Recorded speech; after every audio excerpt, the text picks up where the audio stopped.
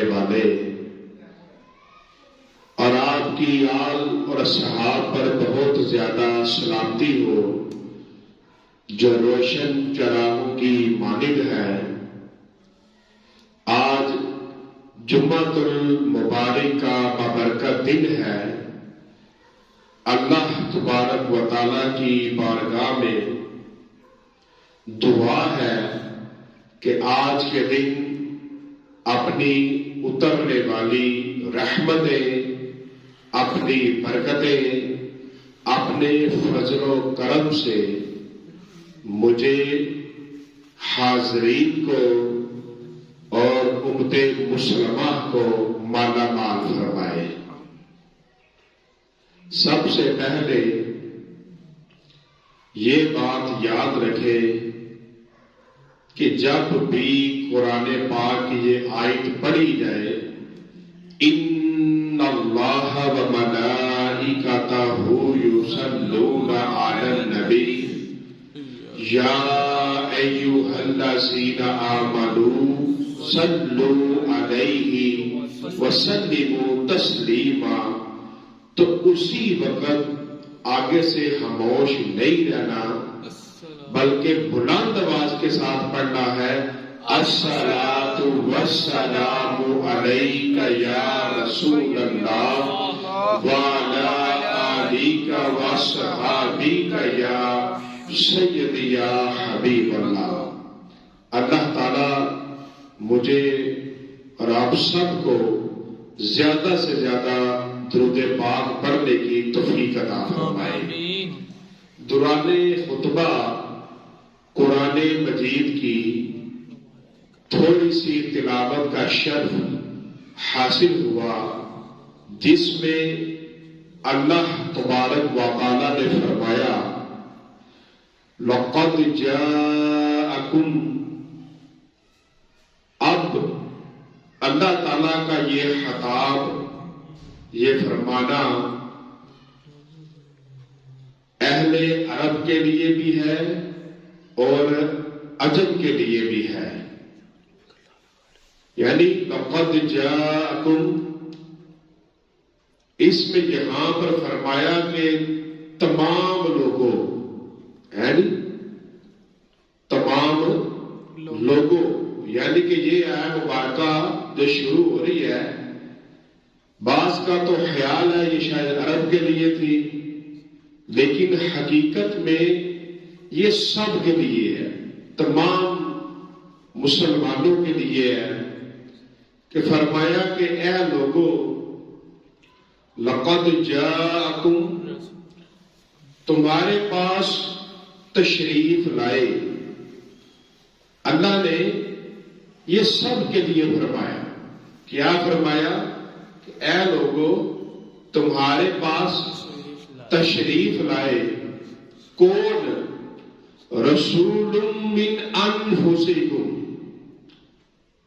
کہ میرے محبوب صلی اللہ علیہ وسلم، فرمایا بے شک تمہارے پاس تشریف لائے تم میں سے وہ رسول۔ اب یہ بات کس کے لیے ہے؟ سب کے لیے ہے۔ کس کے لیے ہے؟ سب کے، کہ اللہ کے محبوب تمام مسلمان دنیا کے جس کونے کے بھی اندر ہیں، یہ ان سب کے لیے فرمان ہے کہ میرے محبوب تمہارے پاس تشریف لائے، محبوب آگے۔ اب کس کے لیے؟ محبوب ہے انسانوں کے لیے اور محبوب ہے جنات کے لیے بھی۔ اب بندہ کہے گا کہ یہ جو جن ہیں یہ تو بڑے لطیف ہوتے ہیں کہ نظر نہیں آتے، اتنے لطیف ہوتے ہیں کہ نظر نہیں آتے۔ ہمارے آقا صلی اللہ علیہ وسلم تمام لطیفوں سے، جتنے بھی لطیف ہیں ان سے بڑھ کر لطیف ہیں۔ ہمارے آقا صلی اللہ علیہ وسلم سب سے بڑھ کر لطیف ہیں۔ ہمارے آقا صلی اللہ علیہ وسلم سب سے بڑھ کر لطیف ہیں۔ تو سرکار صلی اللہ علیہ وسلم بشر کے لیے بھی اور جنوں کے لیے بھی تشریف لائے. بات سمجھنے والی ہے کہ اللہ نے قرآن میں فرمایا کہ میں نے انسانوں اور جنات کو اپنی عبادت کے لیے پیدا کیا ہے. تو ان کو دین کس نے سکھانا تھا؟ کس نے سکھایا؟ رسول اللہ صلی اللہ علیہ وآلہ وسلم نے. اب ساری باتیں سب کو سمجھ نہیں آتی. جیسے ایک حقائق ہے نا کہ 4 ہم سفر چلے، ان میں ایک عربی تھا، ان 4 ہم سفر کے اندر ایک عربی تھا، ایک اجمی تھا، ایک ترکی تھا، ایک رومی تھا. اب وہ چاروں جا رہے تھے اور انہیں رستے کے اندر ایک درہم ملا، جب کئی جگہ دینار ملا، تو اب اس کو اٹھا لیا. اب سب کی علیحدہ علیحدہ بولی تھی تو سمجھ نہیں آ رہی تھی ایک دوسرے کو. تو ایک شخص مل گیا آگے جو چاروں زبانوں کو جانتا تھا. اس نے سب سے پوچھا بھائی تم کیا چاہتے ہو ان کی زبان کے اندر؟ تو وہ چاروں کہنے لگے کہ ہم نے انگور کھانے ہیں. انہوں نے ان سے وہ دینار لیا، انگور لیے اور ان چاروں کے اندر تقسیم کر دیے، ان سب کو دے دیے. یعنی کہ اللہ تبارک و تعالی نے اپنے محبوب صلی اللہ علیہ وآلہ وسلم کو بشر بنا کر بھیجا. کس لیے؟ کہ انسان اپنے ہم جنس سے، اپنی ہم زبان سے وہ جلدی گل مل جاتا ہے، سمجھ جاتا ہے بات کو. تو اگر انسان کوئی اور ہو تو اس کے ساتھ انسان اکتا سکتا ہے، لیکن جو اس کا ہم جنس ہوتا ہے اس کے ساتھ وہ کہتا ہے ہم مزاج ہیں، ہماری ایک بات ہے، تو اس کے ساتھ ان کا وقت گزر جاتا ہے. کتنے گھنٹے اکٹھے گزر جاتے ہیں جب ایک جیسے انسان بیٹھے ہوتے ہیں. تو اسی طرح رسول اللہ صلی اللہ علیہ وسلم جو اللہ کے نور بھی ہیں اور بشر بھی ہیں، اللہ تبارک و تعالی نے آپ کو آپ کے بارے میں فرمایا کہ لقد جاءکم رسول من انفسکم، کہ اے لوگوں تمہارے پاس تشریف لائے وہ رسول، میرے رسول تمہارے پاس تشریف لائے. تو کریم آقا علیہ الصلوۃ والسلام آپ بڑی شان والے تھے. آپ کے نسب کے اندر آپ کمال تھے کہ آپ کا نسب، آپ حضرت عبداللہ، حضرت عبد المطلب، یہ حضرت قصا بن کلاب، یہ آگے نسب آپ کا جاتا ہے. اور کمال یہ ہے کہ رسول اللہ صلی اللہ علیہ وسلم کے نسب کے اندر ماں کی طرف بھی اور باپ کی طرف بھی یہ جتنے جوڑے تھے سب نے ایک دوسرے کے ساتھ نکاح کیا ہوا تھا. یعنی جتنی اولاد تھی وہ نکاح والی اولاد تھی. یہ جتنے لوگ تھے یہ نکاح والی اولاد تھی. یہ بات بڑی یاد رکھنے والی ہے کہ وہ سب وہ نکاح والی اولاد تھی. اور قریش کے اندر یہ لوگ قریش بھی تھے. اور یہ قریش کیسے بنے؟ کہ یہ لوگ ایسے تھے کہ ان میں ایک شخص تھا جس کا نام تھا فہر، حضرت فہر. اب یہ لوگ کیا کرتے تھے کہ سارا سال جو کمائی کرتے اس میں سے تھوڑا تھوڑا جوڑتے رہتے، تھوڑا تھوڑا جوڑتے رہتے. کس لیے؟ کہ جب حج کے دن آتے تو جو لوگ حج کرنے کے لیے آتے تو جس کے پاس زاد راہ میں کمی ہوتی تو اس کو یہ لوگ پیسے دیا کرتے، کھانے کے لیے دیا کرتے، اس کی ضرورت کا سامان اس کو دیا کرتے. تو حضرت فضل پھر یہ معاملہ آگے چلتا آیا تو حضرت عبد المطلب رضی اللہ تعالیٰ عنہ آپ وہ تھے کہ آنے والے جو حج کے لیے آتا اس کو آپ جس کے پاس نہ ہوتا اس کے لیے بندوبست کرتے. پھر حضرت عبداللہ اور حضرت عبداللہ رضی اللہ تعالیٰ عنہ آپ کے بعد نبی اکرم صلی اللہ علیہ وآلہ وسلم آپ یہ عمل سارا انجام دیا کرتے تھے. اور پھر آپ کے بعد ایک جگہ پر آیا کہ حضرت علی، یہ حضرت ابن عباس وہ یہ عمل کیا کرتے تھے. پھر اس کے بعد خلافت مصر میں چلی گئی، شام میں چلی گئی، اس طرف چلی گئی. تو یہ لوگ آنے والے حج کے لیے جو آتے جن کے پاس پیسے نہ ہوتے، زاد راہ نہ ہوتا، تو یہ کیا کرتے تھے. تو یہ قریش والے تھے. یہ کون تھے؟ یہ قریش والے تھے. اس وجہ سے یہ مشہور ہوئے. اور قریش والوں کی بڑی شان ہے. حضرت انس بن مالک رضی اللہ تعالیٰ عنہ سے روایت ہے کہ نبی اکرم صلی اللہ علیہ وسلم نے فرمایا کہ حب قریش، کیا حب قریش یعنی قریش کی محبت ایمان ہے. قریش کی محبت ایمان ہے. قریش کی محبت ایمان ہے. اور فرمایا بغض قریش کفر ہے. قریش کے ساتھ جو بغض کرے وہ کافر ہے. جو قریش کے ساتھ محبت کرے وہ ایمان والا ہے. اور ایک اور حدیث مبارکہ کے اندر ہے کہ نبی اکرم صلی اللہ علیہ وآلہ وسلم نے فرمایا، لجپال فرماتے ہیں کہ قریش کے اندر ایک شخص ایسا آئے گا کہ جس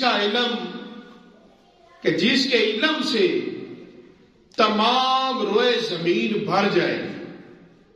قریش کے اندر یہ حدیث مبارک ہے، ایک شخص ایسا آئے گا کہ جس کے علم سے تمام روئے زمین بھر جائے گی. اور حضرت امام احمد بن حنبل رضی اللہ تعالیٰ عنہ آپ فرماتے ہیں کہ یہ حدیث مبارکہ حضرت امام شافعی رضی اللہ تعالیٰ عنہ کے لیے ہے کہ امام شافعی رضی اللہ تعالیٰ عنہ آپ قریشی تھے. قریش خاندان میں سے اور نام نسب میں یہ رسول اللہ صلی اللہ علیہ وآلہ وسلم کے ساتھ جا کر ملتے ہیں.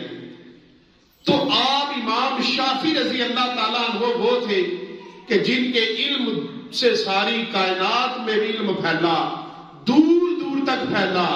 اور رسول اللہ صلی اللہ علیہ وسلم نے ان کے بارے میں یہ فرمایا.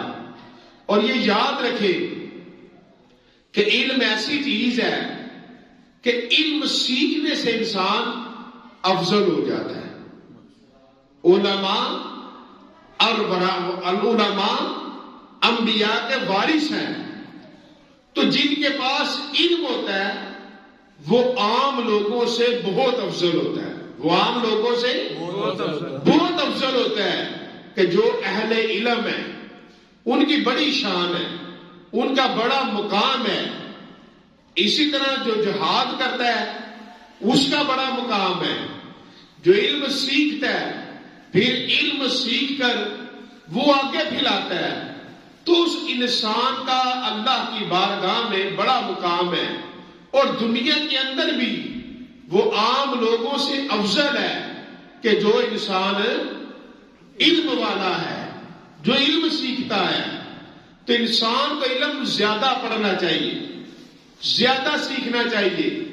اس کے پاس قرآن کا علم بھی ہو، حدیث کا علم بھی ہو، فقہ کے مسائل کا بھی علم بھی ہو، تاکہ اس کو حلال اور حرام کا پتہ چل سکے. تو علم بہت ضروری ہے سیکھنا.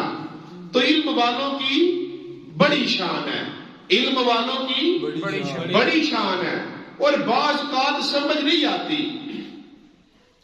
ایک درویش تھا، کسی اللہ والے کے پاس بیٹھا، انہوں نے علم سکھایا، قرآن پڑھایا، حدیث پڑھائی، مسائل بتائے، سارا کچھ سکھایا.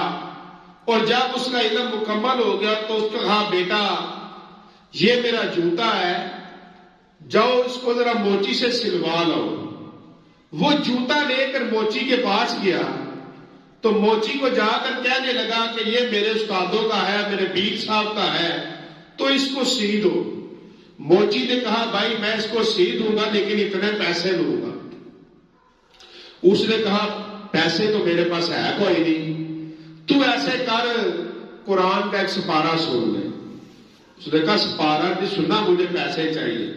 اس نے کہا ایسا کرو مجھ سے 10 سپارے سن لو. اس نے کہا نہیں.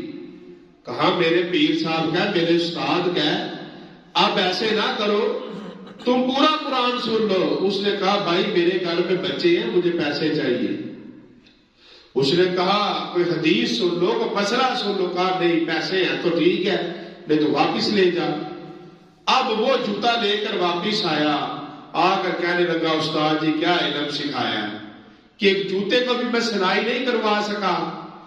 استاد نے کہا اچھا آپ ایسا کرو، یہ ساتھ والے ملک میں چلے جاؤ علاقے میں، اور وہاں پر ایک مسئلہ ہے، آتا ہوا تو بتا دینا، نہ آتا ہوا تو واپس آ جانا. اب وہ چلا گیا.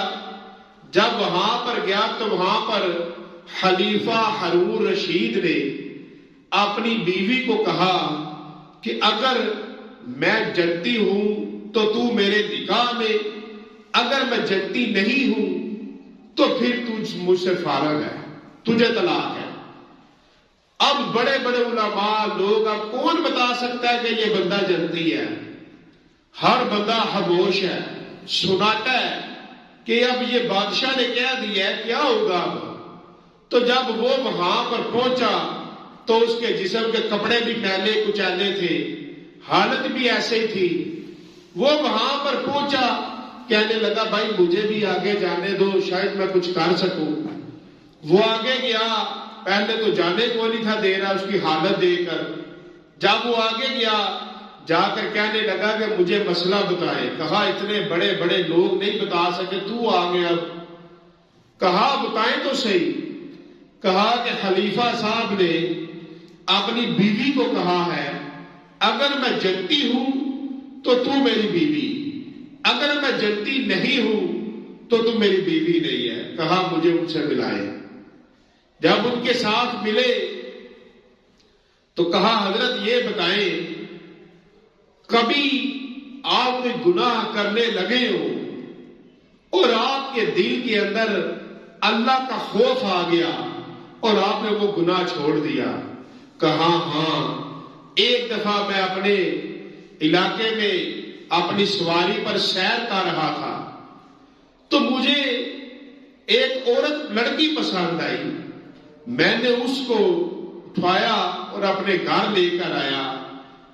جب میں نے اپنے کمرے میں لے کر گیا تو کمرے میں لے کر گیا تو میں جب اس کے پاس گیا تو وہ کانپ رہی تھی.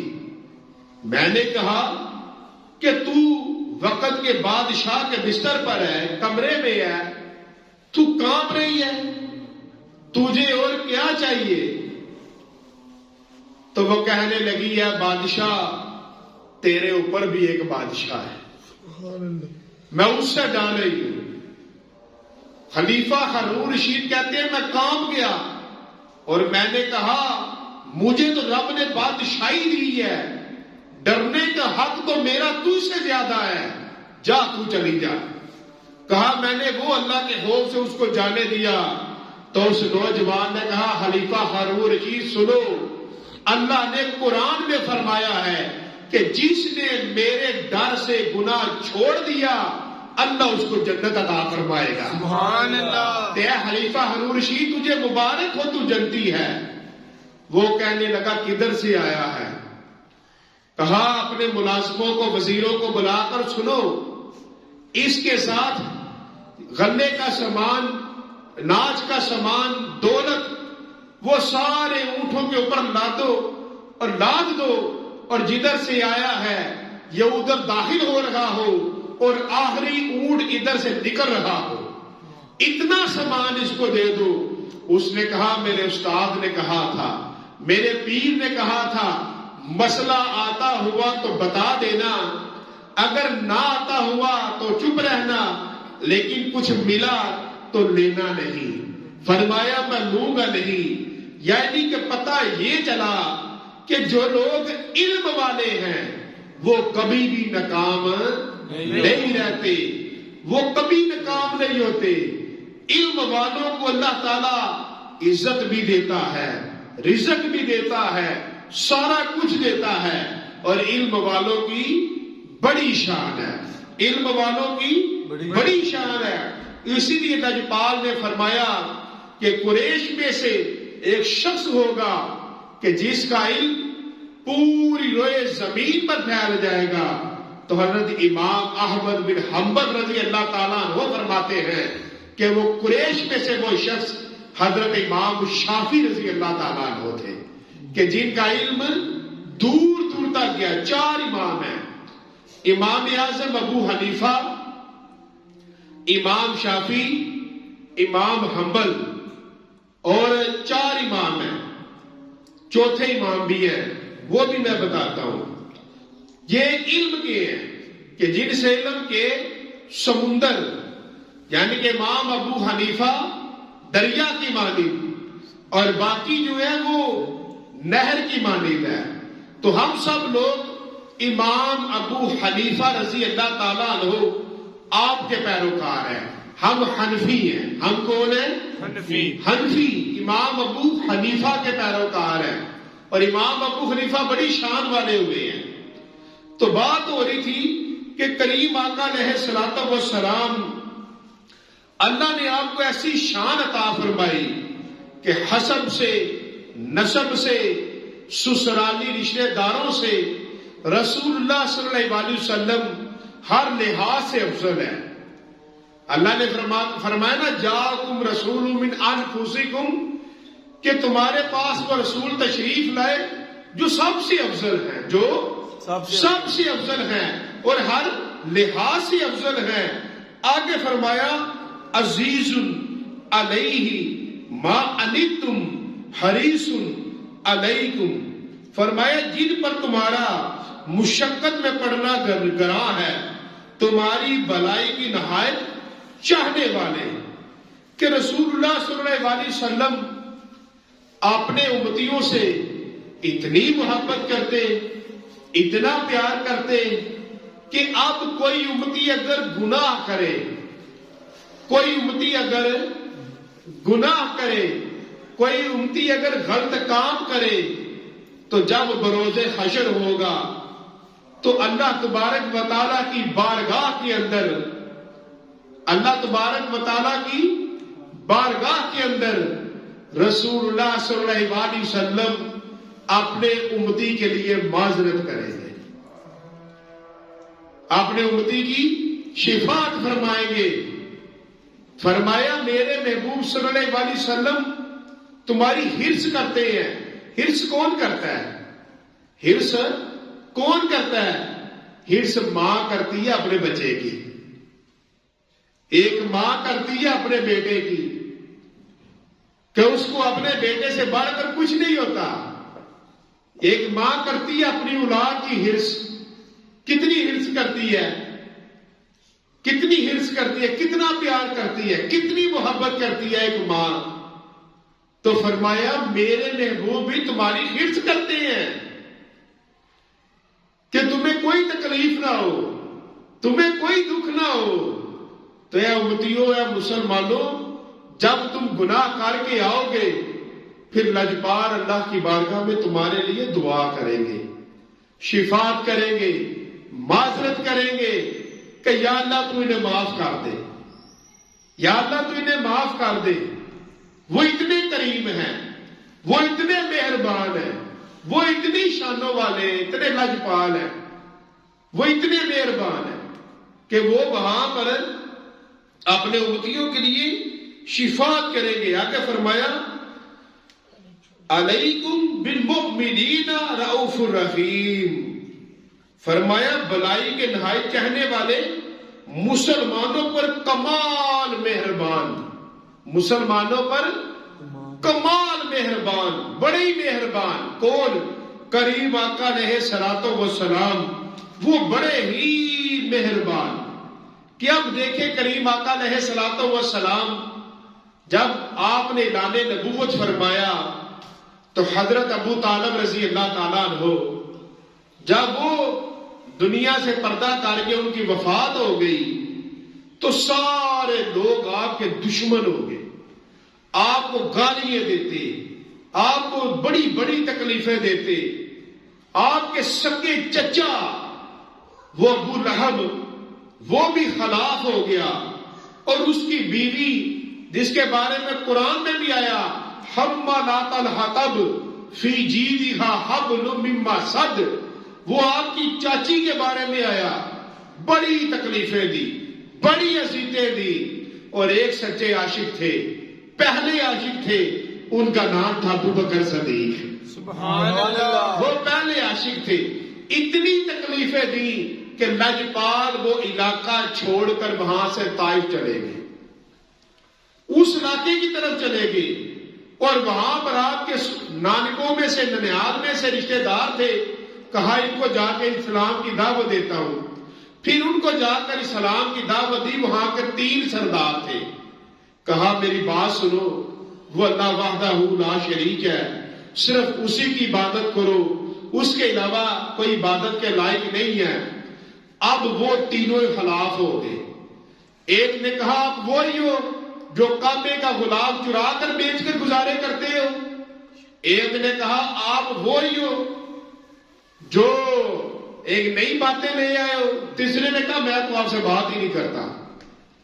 تو لجپال نے فرمایا اچھا چلو ٹھیک ہے، آپ تینوں سرداروں نے میری بات نہیں مانی، اب یہ باہر بات نہ کرنا، اندر ہی بات رکھ لینا، بھائی باہر بات نہ پھیلے تاکہ مایوسی نہ ہو گئی، کوئی پھر بات کو مانے ہی نہ۔ تو جب لجپال کو انہوں نے کہا کہ آپ ایسا کریں راتوں رات ہمارا علاقہ چھوڑ جائے، نبی اکرم صلی اللہ علیہ وسلم حضرت ابو بکر صدیق کے ساتھ جب باہر لائے تو انہوں نے کیا کیا، تینوں سرداروں نے 2 بدماش اپنے اکٹھے کر لیے، اور ایک نے ایک سائڈ پر صف بنا لی اور دوسروں نے دوسرے سائڈ پر صف بنا لی۔ اور جب نبی پاک صلی اللہ علیہ وسلم باہر نکلے تو زور زور سے شور کرنا شروع کر دیا، زور زور سے چیخنا شروع کر دیا۔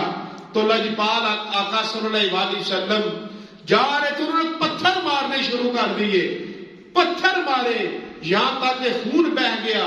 لجپال وہاں سے نکلے اور آتا ہے کہ یمن کی طرف چل پڑے۔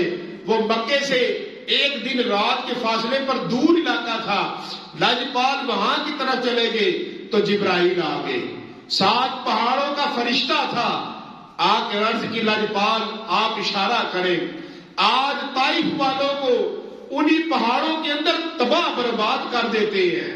تو کریم آقا علیہ الصلوۃ والسلام نے فرمایا نہیں، انہوں نے پتھر مارے، لجپال نے کیا فرمایا، نہیں، میں ان کے لیے دعا کرتا ہوں کہ اللہ ان کی اولاد میں کلمہ گو پیدا کرے، ان کی اولاد میں کلمہ پڑھنے والے پیدا کرے۔